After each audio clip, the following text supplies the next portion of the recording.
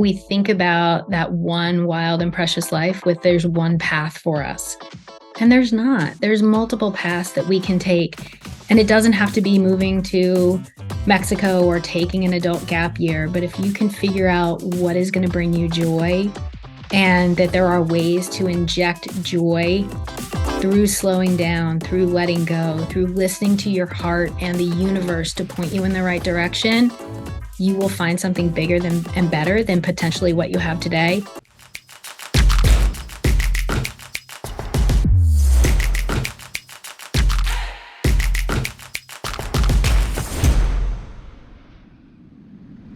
The higher you go in the corporate food chain, the less control you have over your life. In this episode of the Creator Community, we'll hear how one brave soul took control back through an adult gap year in Oaxaca, Mexico with her family. The learning and growth and courage were immense and put her on a path to finally being present in her life and finding her journey to joy in entrepreneurship. Check out the show. Welcome to the Creator Community. This is a podcast from book publisher, New Degree Press, or NDP, powered by Manuscripts, Inc. I'm your host, John Saunders. This show is designed to celebrate, elevate, and showcase many of the incredible authors that have published their books with NDP. In this show, we learn about the authors, their journeys, and their books. This year, NDP will cross over 1,700 published authors on 6 continents and earned a spot on the Inc. 5000 list for the second year in a row. This is the fastest growing privately held companies in America. If you've ever thought of writing a book, but weren't sure where to start or how to finish, visit manuscripts.com to learn more. This is episode 7 of season 6, and today I have with me Suzanne Roske. She is the author of I'm Supposed to Be Doing This, an adult gap year, which is due out January 2023. Suzanne is a leadership coach, taco and mezcal enthusiast, public speaker, and now an author. For 25 years, she was the picture of objective success. A partner at a global management consulting firm guiding Fortune 500 companies through business and team transformations. And then she embarked on her biggest transformation yet, her own. Suzanne stepped away from her corporate life and into an adult gap year in Oaxaca, Mexico. Suzanne is the founder and CEO of Vamonos Executive Coaching, where she helps people and teams connect to their values, purpose, and mission so they can harness their momentum, show up as the impactful leaders they were meant to be, and unlock their full potential. Suzanne, great to see you. Welcome to the show.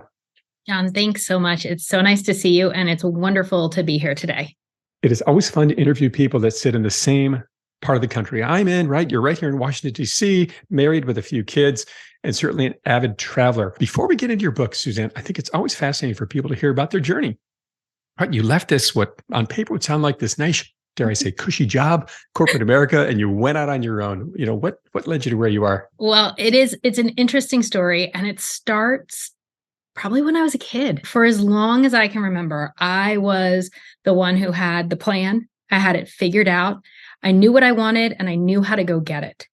And I valued work. I started working at my parents' hardware store, or my grandfather's at that time, when I was 8 years old. And that was my introduction to the working world. And I've been working ever since. And I sort of viewed it as I'd work at the store, I'd go to college, I'd get a job. I literally wanted a job in a city, in an office, so that I could sit in traffic. I need to go back and talk to 21-year-old Suzanne and really talk to her and shake some sense into her. But I did really well in this world of where you would receive accolades. If there was a brass ring, I was going after it. The carrot, the donut eating contest, like your proverbial metaphor, that was my jam. And I did really well. And because I was sort of structured in that way to go after these things, I worked up through the career and corporate ladder. I became a partner. And then one day I woke up and I realized that the prize for winning the donut eating contest was more donuts. And I was sick of donuts. But I didn't know what else I wanted to eat. I didn't know what was on the menu. I didn't know what I liked to do. I was a little bit lost. And that's sort of what brought me to a point over a series of years. It wasn't like this epiphany. And I was like, oh, don't like donuts, gonna go do my own thing. It took quite some time for me to actually listen to the voice inside of me that was telling me, this isn't it. This isn't what you're supposed to be doing with your life. But I didn't know how to figure that out. So that's kind of that journey of I was the kid who I liked gold stickers. Who doesn't love a gold star on the top of their homework, right? And, you've been getting gold stickers your whole life, working all these years. And it's such a traditional path, right? That we think we're Yeah. supposed to be on, but that wasn't what you were supposed to be doing. Speaking about what you were supposed to be doing, sounds like writing a book was one of those things. Suzanne, how did you discover this author coaching program and how did you fit it into your busy life? Well, I'm going to say maybe I was supposed to be writing a book, but I didn't know it. I sort of think of myself as an accidental author, if there can be such a thing. I know lots of people who have this dream of writing a book. I never had that dream to write a book. It wasn't in me for forever. I took my adult gap year and I came back and I thought maybe I'd write an article. And I started kind of putting things down and I was talking to some people. And one person I was talking to is a woman. Her name is Randy Braun. And she's also going to be publishing a book coming up in March through NDP called Something Major, the new playbook for women at work. And she called me and said, hey, there is this program. It's the Creators Institute. And I think you should look into it because I think you have a book. And I was like, oh God, I don't know about this. I got an article, maybe. I wanted to go on LinkedIn and say, this will take you 3 minutes to get through. But I said yes. I said yes to calling Professor Custer. I had a conversation with him. I told him about my experience taking a sabbatical, taking my family to Mexico, some of the lessons I learned. And he said, yeah, there's something there. I think you've got a book. I wasn't convinced. And in fact, it felt daunting. The whole idea of writing a book, John, felt so daunting to me because in my mind, it was open a new document on your computer, write chapter 1 and start at the beginning and go to the end. And that fear of the blank page just seemed insurmountable. And what the program really did was it took it from daunting to doable. And I say that because we started in a cohort model, but we started with just put some ideas out there. Now turn those ideas into 250 word snippets. Now turn those into stories. Now turn those into chapters. Now turn those into a book. And it was this iterative process that didn't feel so scary. Working with a developmental editor to really help me build characters, that was something that I could sink my teeth into. Now, your question of where did I find time? Because as you mentioned, I have 3 kids, I have a husband. I was still working at my career as a global partner at a management consulting firm. And I was thinking about launching my own business, and we had a kitchen flood in the middle of it. So, there was a whole house remodel. I generally got up pretty early in the morning. I'm an early riser. I would get up around 4:30, and I would write for about 2 hours. And the interesting thing I found is that sometimes I would dream about what I was going to write. Wow. So I would actually go to sleep with this idea of what, the story was going to be for the next day, or at least a topic area. I'd dream and I'd wake up and I'd write some things down. And so I made some mileage out of my sleeping time. So I think that's part of the way I fit it in. And then the cohort model really spoke to me and worked well to have others that you could bounce ideas off of, commiserate with, meet and have a safe and sacred space on a weekly basis to actually sit and write and be held accountable for. All of those things together got me to today. Well, shout out to Randy Braun. You are not the first person to mention her name as someone who shared this program with them. That is fantastic.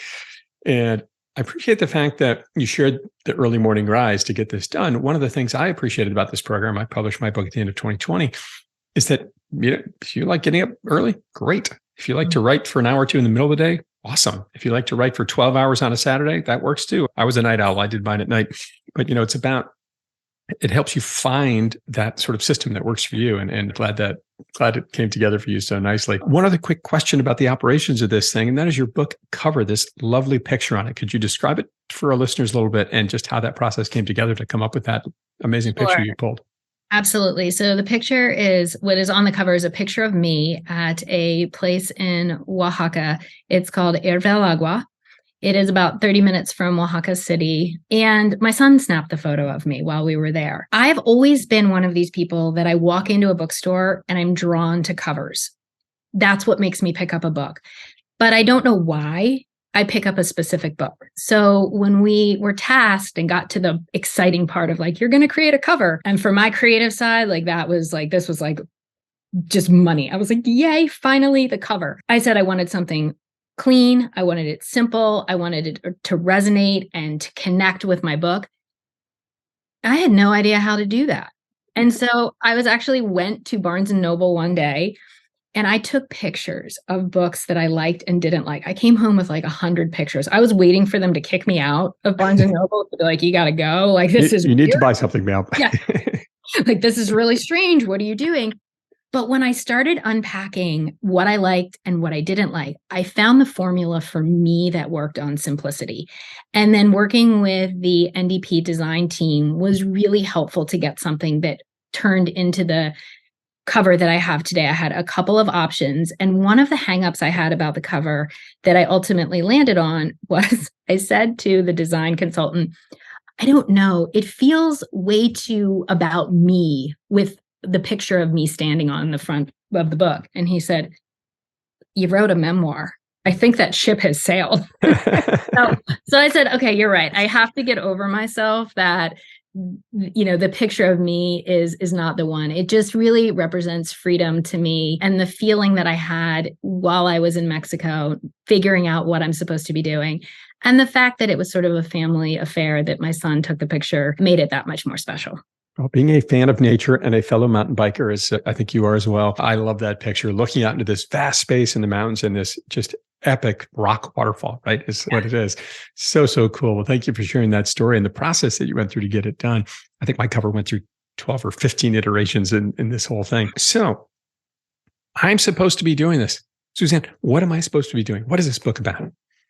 So that is a really interesting question. And I think that if I had to boil it down, this is a coming of age story or a coming of middle age story where I went through that point. I listened to the voice that finally said like, hey, you're tired of donuts. What are you going to do now?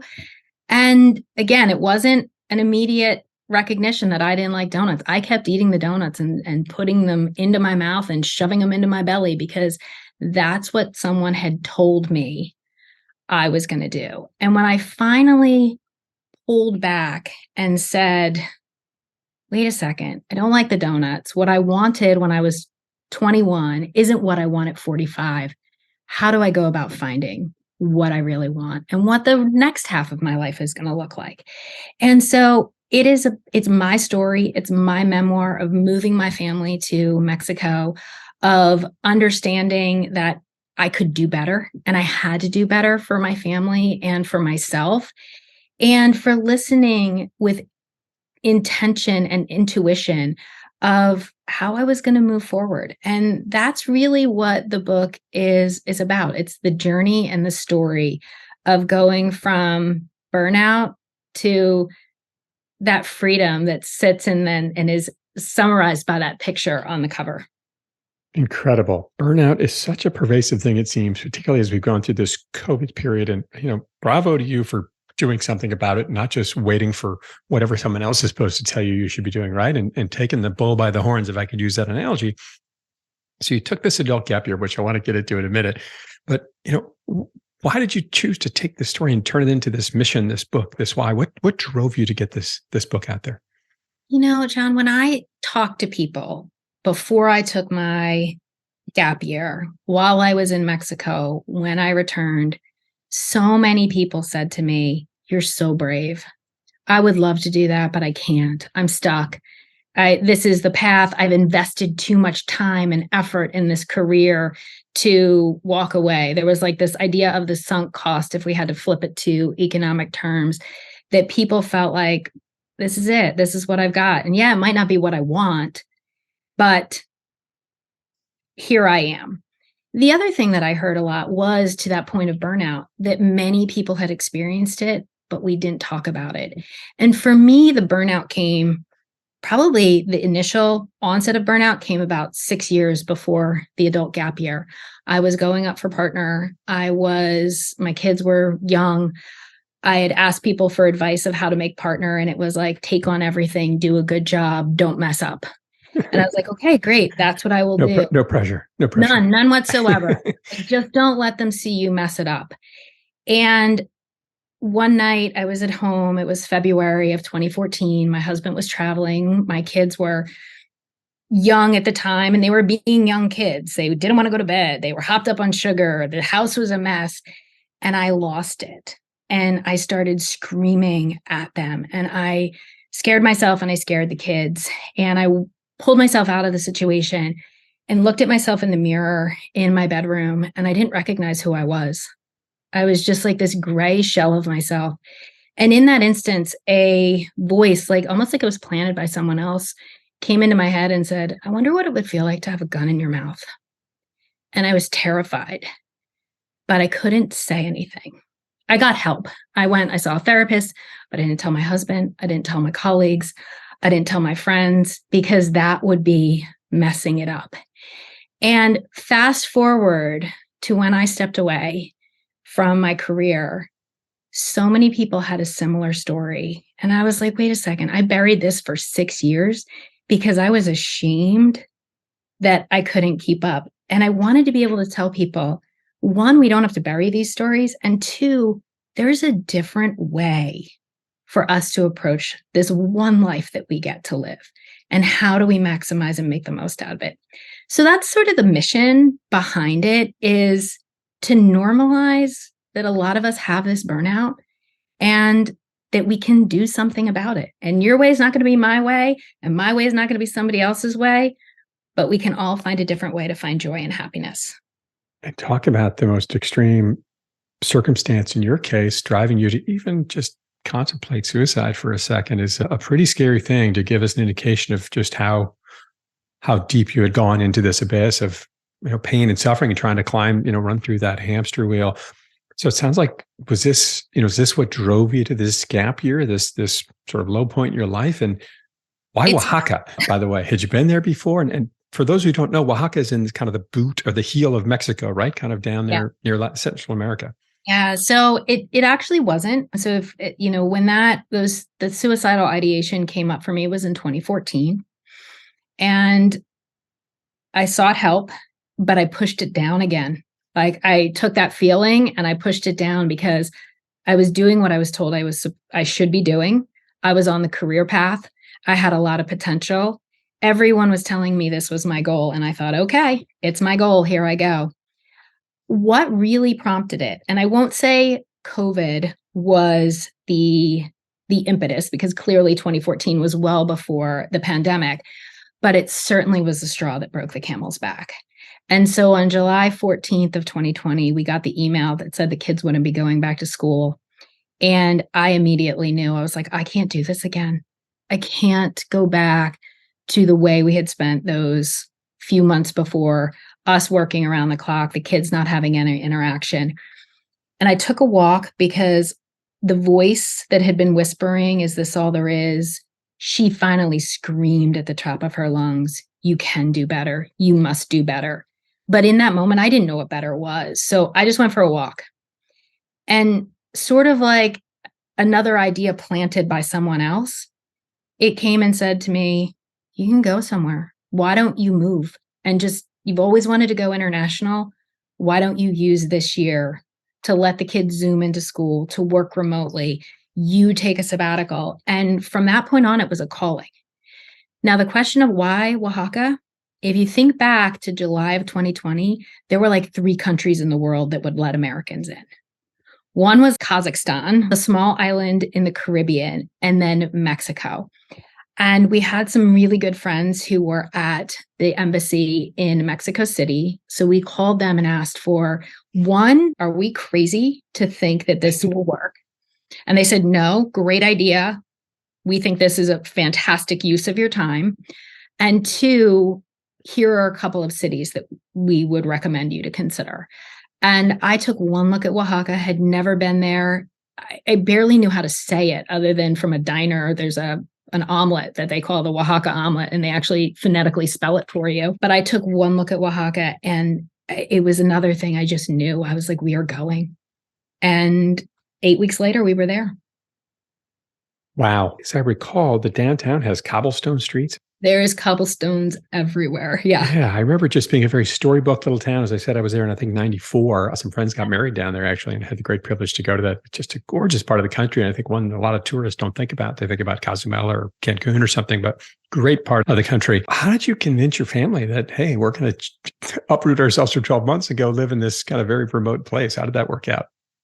So my husband was a lot easier to convince. We had actually found a summer camp that was open in July of 2020, and it was down in North Carolina. We dropped our kids off.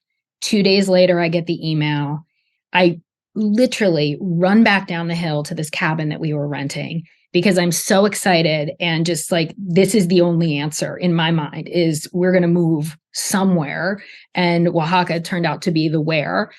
And my husband came home and sat down for dinner, and I said, I have a crazy idea. What if we move to Mexico? And he looked at me, and there was this pregnant pause, which I'm sure took about 3 seconds in reality, but in my mind was like a year and a half of him looking at me. I can see wheels turning, and me sitting there going, oh my God, this is the only answer to this problem that I see. If he says no, I don't know what. And he kind of kept this look on his face of confusion and perplexion.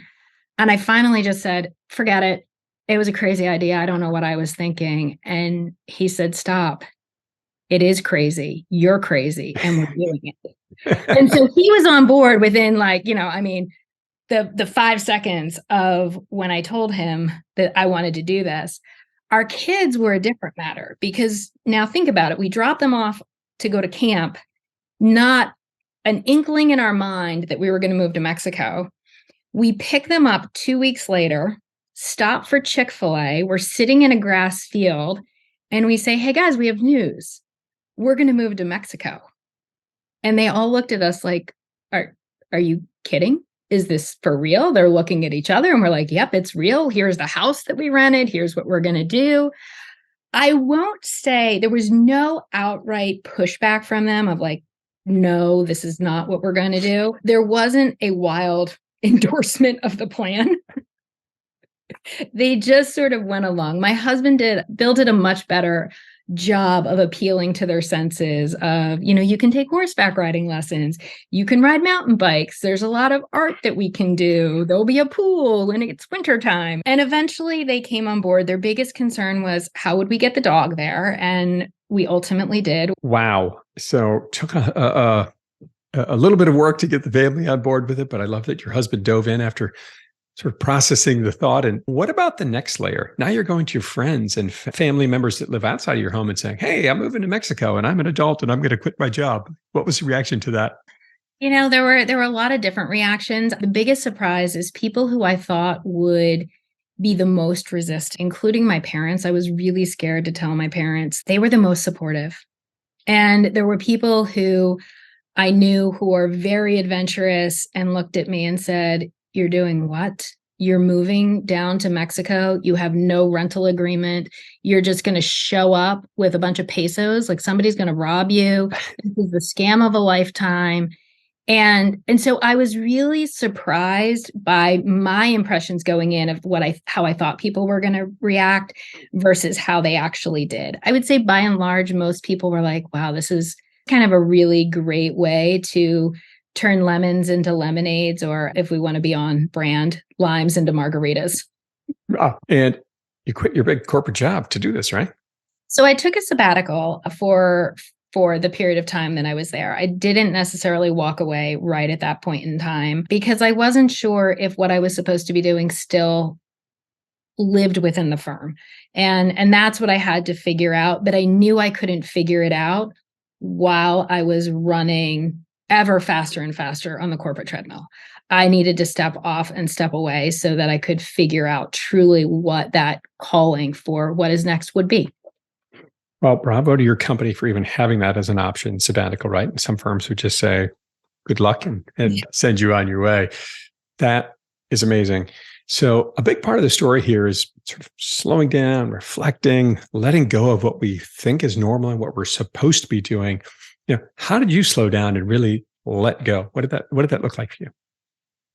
It was a really interesting process because when you say slow down, it sounds so easy. Just stop doing. I couldn't stop doing. That autopilot that I was constantly on of checking email and constantly worrying, it became really hard. But as I started to immerse myself in life in Mexico, I found I needed to be more present to understand the language, more present to figure out where I was going. And pretty soon I was practicing this mindfulness that wasn't sitting and meditating, but was actually being in the moment and being fully present. And then I could take that and translate it to being fully present with my kids in a way that I never had been before as it relates to school, because I was always off early for meetings and traveling for work. And that was kind of my husband's domain, was the school day. I also said yes to a lot of things that I would have said no to or wouldn't have even noticed previously. I went to this yoga retreat on the beach in Oaxaca. And when we got there, the woman said, okay, so our day one activity is going to be a silent retreat for the 24 hours. And I was like, well, that was not on the itinerary. And it was so hard. I felt itchy because I couldn't speak. And like the only way to scratch the itch was actually to talk. My thoughts went all over. And finally, I would love to say I just got comfortable with the silence, but I think I got annoyed with my internal chatter and finally just stopped listening. And when I stopped listening, I heard the voice again. They said very loud and with much direction, I want to do design. And I had no idea what that meant, but I was like, well, that was pretty declarative. Like, I'm going to pick that little nugget up and put it in my pocket and figure out what to do with it later. But I just took these small steps towards slowing down. And I realized I loved being present in the moment. Letting go, also really difficult. The first thing that was a little bit easier to let go of was the stuff. I know I had constantly been driven when I was in the States by that need to buy more, fill more, shopping on websites in the dead of night because I couldn't sleep. That seemed like a great idea, but having no idea what would show up. In Mexico, that was just harder. Like, there was no online shopping per se. And so sometimes you'd have to figure out, okay, if I need something, do I really need it? Is there a substitute? And most times we found we could go without. So that was the first letting go. The second letting go was really letting go of perfectionism that I had always viewed as a positive for myself, and I came to realize was really a negative. And I went into that with the ways that I was failing. I was failing on a daily basis in speaking Spanish, in the customs, in all of these things that I just didn't know how to do. And it was okay. Like, no one was judging me. It wasn't this big problem. So that's sort of how I kind of came to letting go of that perfectionism. Whoa, that story just really spoke to me. And I love this idea of going to a silent retreat, an unexpected silent retreat for the first day. And I'm trying to picture this thing, Suzanne. Were you in a room with all these other people sitting there quietly all day, or do they kind of send you off by yourself? You could go anywhere you wanted. You could walk the beach. You could go into the pool. You could go up onto the palapa. You just had to be quiet. Just no talking, no cell phones. I had the great privilege of traveling to some really remote parts of Africa this year, Uganda. And so many places we didn't have any kind of cell phone connection. There was certainly no TVs. And I have to tell you, I remember at one point thinking, oh my gosh, I wonder what's happening in the news or whatever. And after about a day, I just kind of that thought just left my mind. And I was like, oh, turns out I haven't watched the news and I'm just fine. I haven't texted anybody. I was at night, you could get Wi-Fi at the hotel or whatever. And I'd maybe text some family and friends and whatnot. But it was amazing to just truly cut the cord and the impact that had on me. And I've never come back from a trip so refreshed as I did from having that true disconnection. And it sounds like a similar journey here. Exactly. Amazing. So obviously your family plays such a role in all these stories. How did they change? What lessons were picked up along the way with the family?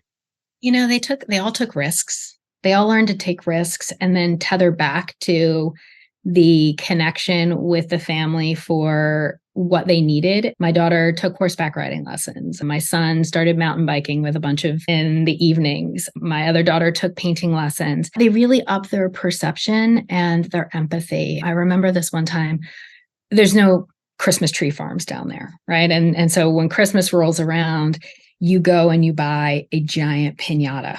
And I wanted the biggest piñata that I could find. And so I had one made by our cleaning person's cousin. And we drove the hour to go down to get the piñatas. And we're invited in by Carlos and his family, who's all in the road waiting for us.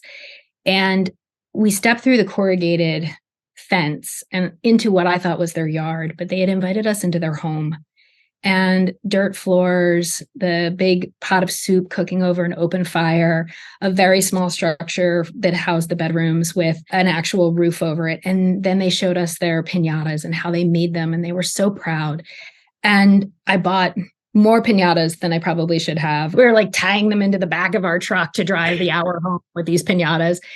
And as we pulled away, my oldest daughter, Emily, looked at me and she said, you know, we strive for all of this stuff and we have so much more, and they had nothing. And they were so happy. We're not that happy with all of the stuff that we have.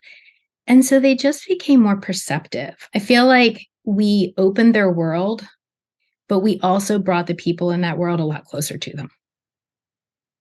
You know, seeing different parts of the world, I think, is such an important lesson for all of us, not only in our own country, but to go outside the country to see these different perspectives and really get an appreciation for what we have or don't have. And, you know, as I said, you know, being detached from my phone for, 12 days was honestly one of the best things I've ever done. And not seeing an Amazon box on my front porch, every day, which is so often the case. And certainly they don't have that. And yet they're insanely happy.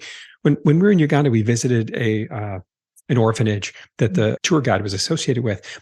50 children between the ages of 4 and 15. They had no shoes. They were literally living in dirt outside one of the national parks. No floors, thatched roofs. I mean, it looked like a movie set. Yeah. And they performed 5 or 6 shows for us, dance routines. And I remember thinking, these are the happiest people I've ever met. And they literally had, by American standards, literally nothing. And it was mind-blowing. It sounds like a similar experience there. What a great moment for your children and your family to enjoy together and to experience and learn from. Incredible. Speaking of shoes, you talk about shoes in the book. What's the theme there with the shoes you talk about? For me, I've always looked at high heels as my superpower. When I needed to feel confident in a room, I would put on a pair of heels. Boardroom, on a stage, at a presentation. If I was in heels, I felt better. So even packing to go to Mexico, I'm shoving a pair of heels in, and Bill's looking at me going, what's that for? And I was like, well, what if we get invited to a party? I'm going to need heels. And his response was, you're going to need heels? And because his view of needs is like more of like Maslow's hierarchy, like food trumps all else. And I just shoved them in at the end of, that was the end of the discussion. Like, heels are going, have to have them. I will say, to your point about the cobblestone streets, the one and only time I tried to wear those heels, I stepped into the street, rolled my ankle, and ended up on my hands and knees. But I came to view them, what I had once thought them of as my super suit, they really were a costume that I was wearing. And the heels became this costume of who I was and who I thought I wanted to be. And on the flip side, when I got to Mexico and I realized that most of my shoes were not conducive to the cobblestones, I got a pair of Birkenstocks.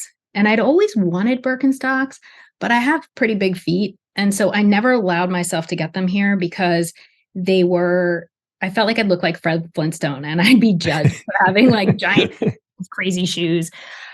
And I found that they were molded to my feet eventually. I mean, and that's like the benefit of a Birkenstock, is that they mold to your feet. And ultimately, when I came away, I realized I didn't want to live a life where I was putting on a costume and having a performance lifestyle like the high heels. And I wanted a life that was molded to my feet and fit me versus trying to fit somebody else's version of me. And don't get me wrong, John. When I got home, I didn't throw all my heels away. I still have them. There's still a couple in the closet. But I have many pairs of Birkenstocks now. I mean, what a fantastic metaphor. And to think about, right, having the life that you want, have the comfort that you want, not having to put on this costume to sort of live this life that you think others expect of you, or maybe they do expect of you, but realizing that isn't the journey that I'm on here. Absolutely fantastic. You learned so much during your adult gap year with your family. What do you think the process of writing the book, that the year or so you spent writing the book, what do you think you learned further about yourself throughout that journey and putting pen to paper on this epic story?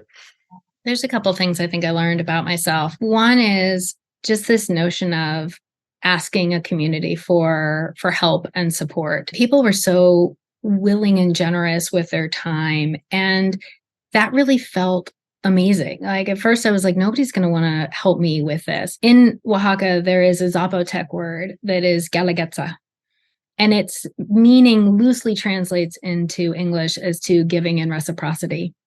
And it's this idea that you give with an open heart and you receive with an open heart.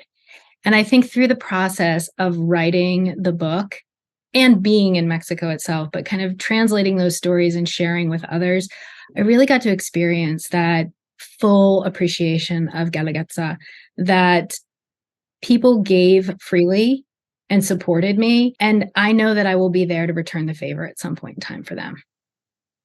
Wow. Give freely and support others rather than this keeping up with the Jones thing, right? That we are so familiar with here. What a beautiful concept. Do you have that on a sign anywhere in your house? Sounds like a good one. I probably should put it up. Right. We got one this past year. It's in the kitchen above the stove. It says, "I love you more than bacon." So maybe something, maybe an idea there to play off of. That's a big love. Right. What has been an unexpected positive for you in this journey of getting the book off and soon to be published? Yes. I think that for me, the unexpected positive is kind of really realizing how much I value courage. There's a whole chapter in my book that talks about values. And when I went into this, I had two very clear values around authenticity and making a difference. But I've come to realize, and if, I guess this is why an author thinks the book is never done. I have a third, and it's really around courage and not doing something because you're not afraid, but being afraid and doing something anyway, and realizing that on the other side of courage is beauty and joy and satisfaction and fulfillment. And that is what I'm so appreciative of, that I didn't have that perspective. I recently returned to Oaxaca and went on a hike, and the guide took me up to this sacred peak, had me have my eyes closed, and I opened them, and it was this vista that was just gorgeous. And I thought to myself, if I hadn't had the courage to listen to my intuition in 2020, I wouldn't be standing here today. Or if I was standing here, I wouldn't have the same appreciation. So really, that understanding that I value courage so much is something that has been an unanticipated gift. Wow. Courage. It sounds so simple, but so often we avoid it because there's always an easier path to take, right? And getting out of our comfort zone. And boy, to say that you have gotten out of your comfort zone these last couple of years would be a bit of an understatement. Unfortunately, you had to hit a bit of a low to kind of find your way here. And it took a while to get there, but you did it. And you've brought this beautiful story, this beautiful book to the world. Suzanne, speaking of this book, what do you hope readers take away? What's the key message you'd like to leave them with? I'd really like to leave them with, there's a different path if you want there to be. I love the Mary Oliver quote of, tell me, what is it that you're going to do with your one wild and precious life? And I think that we think about that one wild and precious life with there's one path for us. And there's not. There's multiple paths that we can take. And it doesn't have to be moving to Mexico or taking an adult gap year. But if you can figure out what is going to bring you joy, and that there are ways to inject joy through slowing down, through letting go, through listening to your heart and the universe to point you in the right direction, you will find something bigger and better than potentially what you have today. That's what I would love for people to take away. Finding joy can actually make your life better on all aspects, and even potentially lead to doing something that you love to do for a living, right? And the old saying, if you find something you love to do, you'll never work a day in your life. And it sounds like that's very much what you're on the path for with not only the book, but this new business that you've launched. So Suzanne, what's next for you? What are some of your goals with the book?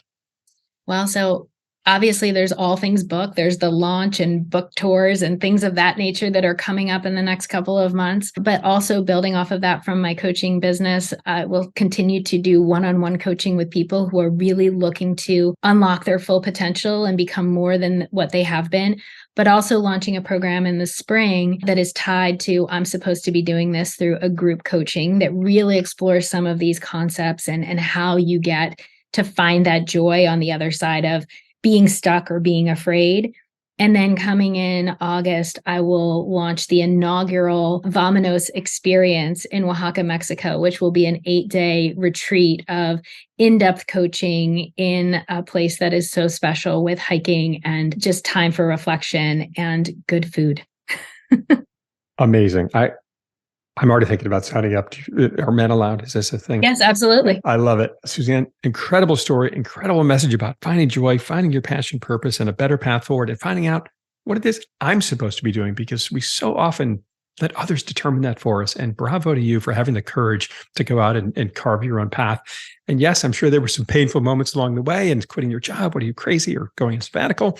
And here you are living, dare I say, your best life. Suzanne, if people want to learn more about you and your book, where might they go? You can go to vamonoscoaching.com, or you can find me on Instagram, LinkedIn, and Facebook at Suzanne Roske. I want to share a quick quote, an early praise quote you got from Jenny Blumenthal, author of Corporate Rehab, Ditch the Hustle Culture and Thrive Again, about your book. She said, Suzanne really brings you inside her experience of being caught between ambition and wanting more in life, with plenty of vivid stories of just how she got more by letting go. How did it feel to get that quote from Miss Blumenthal? It was wonderful. It kind of like summarized the beginning to the end with a little bit of foreshadowing of what's in the middle of some of these stories that are humorous and touching and, dare I say, transformative, at least for me, and I hope for others who are reading as well. Thank you so much for taking the time to share it with the creator community and our listeners. John, thank you very much. It's been my pleasure to be here. Suzanne Roske's book, I'm Supposed to Be Doing This, will be available wherever you buy books online this January 2023. Don't forget to subscribe to the Creator Community channel on your favorite podcast platform, and be sure to leave us a review. If you're ready to write your book, visit manuscripts.com to learn how to turn your idea into a book in about 1 year. I'm your host of the Creator Community, John Saunders. Keep creating.